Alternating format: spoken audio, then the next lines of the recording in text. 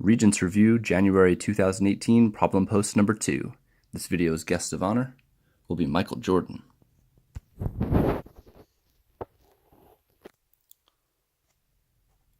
So number 30, we have the formula f sub g equal to g m sub 1 m sub 2, calculating the gravitational force between two objects, where g is the gravitational constant, m1 is the mass of one object, m2 is the mass of another object, and r is the distance between them.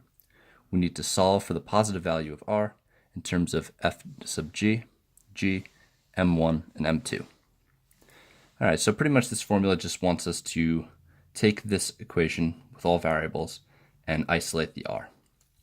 So I'm going to transcribe it here again, f sub g equal to g, m1, m2, all over r squared. If I want to get r by itself, I definitely do not want it in the denominator. To get it out of the denominator, I want to cancel it out.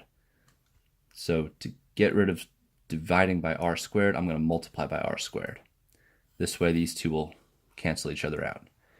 But it's not going to be gone from the equation completely because I'd have to multiply this side by r squared, and now it'll be in the numerator. So I have r squared f sub g equal to g m sub 1 m sub 2. Now that my r is out of the denominator, I can solve for it. Isolating it, I will divide by f sub g, because right now these two are being multiplied, as we demonstrated up here with the dot. So I'll divide by f sub g, divide this side by f sub g. So now r squared is equal to g m1 m2 over f sub g. Now this is solved for r squared, but the question was asking for r. To get r, I need to undo the squared by taking the square root of both sides. The square root and the squared are inverse operations, so they will cancel each other out, and I'll be left with just r. And over here, there's nothing I can really simplify, so I'm just going to leave this all as the square root g m sub 1 m sub 2 all over f sub g. And there is my value for r.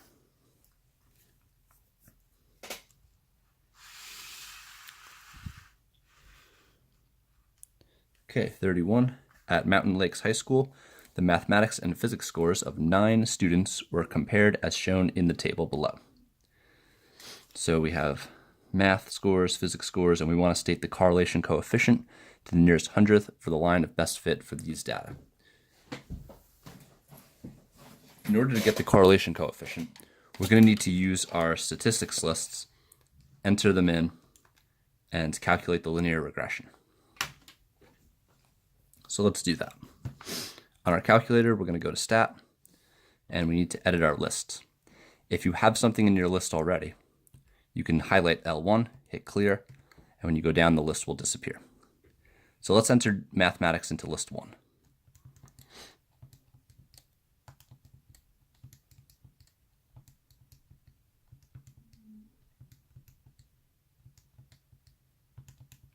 And we can enter physics into list 2.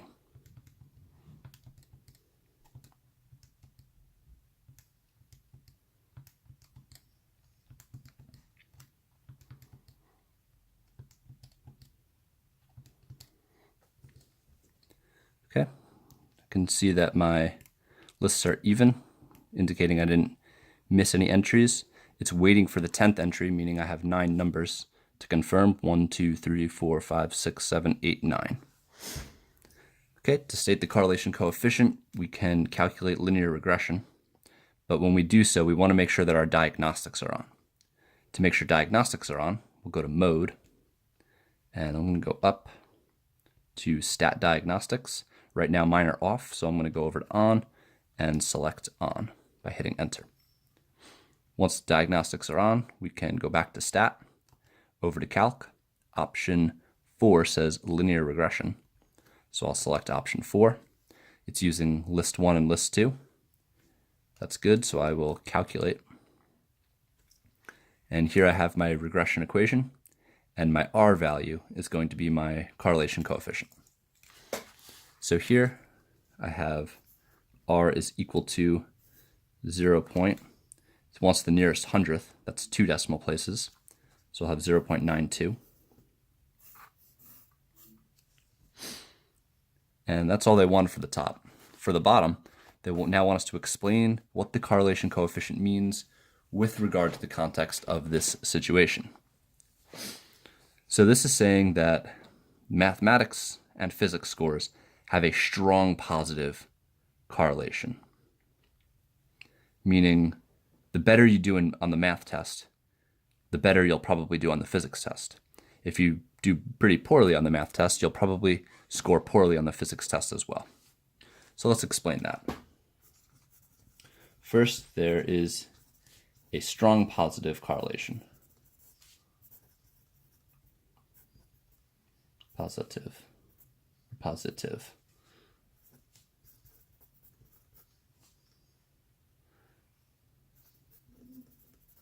There's a strong positive correlation. Whatever you do on the math test, you're likely to do the same on the physics test.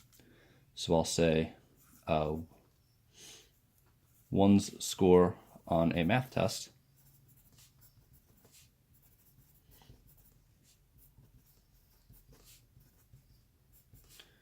will likely be similar to the score on the physics test.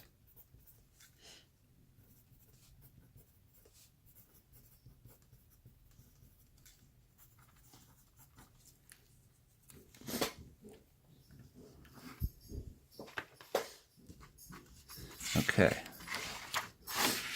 moving on. See, number 32 says the graph of the function f of x is given below. They want to know, could f of x be x plus 2, and could the factors of f of x be x plus 2 and x minus 3, based on the graph? Well, if x plus 2 and x minus 3 are factors, that means x plus 2 and x minus 3 would make up our factors equal to 0.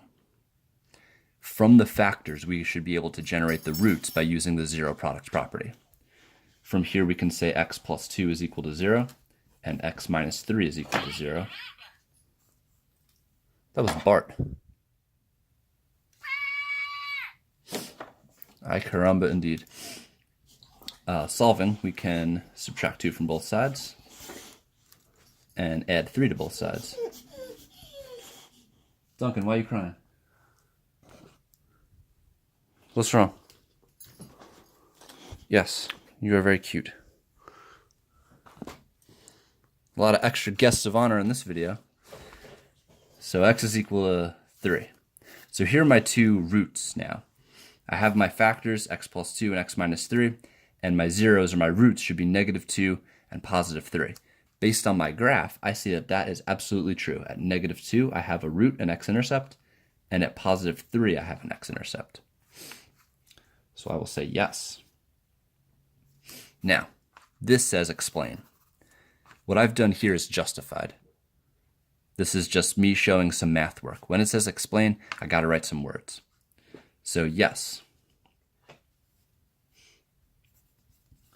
since x plus 2 and x minus 3 produce -2 and 3 as zeros.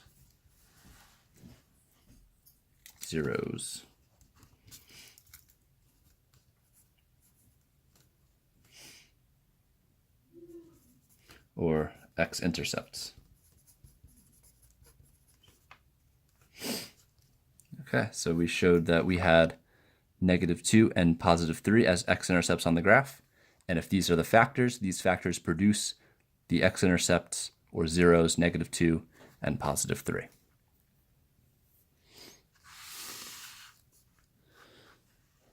All right, number 33. Jim is a furniture salesman. His weekly pay is $300 plus 3.5% of his total sales for the week. Jim sells X dollars worth of furniture during the week. Write a function p of x which can be used to determine his pay for the week. Okay, so this question has given us variables. We need to use p of x and x. So whatever we write, we have to set it equal to p of x, and we must use x for our input. Analyzing the situation, he has an initial amount, 300, and then plus we're going to add whatever 3.5% of his total sales are, which are x. This relationship is linear. We have an initial amount, or our starting value, and then we're going up by a constant rate of 3.5%. So to represent this, we'll have our initial amount of 300 plus 3.5% of x. This 3.5% must be converted into a decimal. 3.5 as a decimal, we must move the decimal place over 2 units, putting a 0 in front of the 3. So we'll have 0.035x. So whatever 3.5% of the amount of money he sells, we'll add 300 to that, and that'll be what he takes home. All right, use this function to determine Jim's paid to the nearest cent for a week when his sales total is $8,250. The sales total is X. Jim sells X dollars worth of furniture. This is his sales total, so this is an X value. So what we're finding here is P of 8,250. And that is going to be 300 plus 0.035 times 8,250. And all of this can be entered right into our calculator. So we got our 300 plus 0.035, 8,250. All right, so we get 588.75.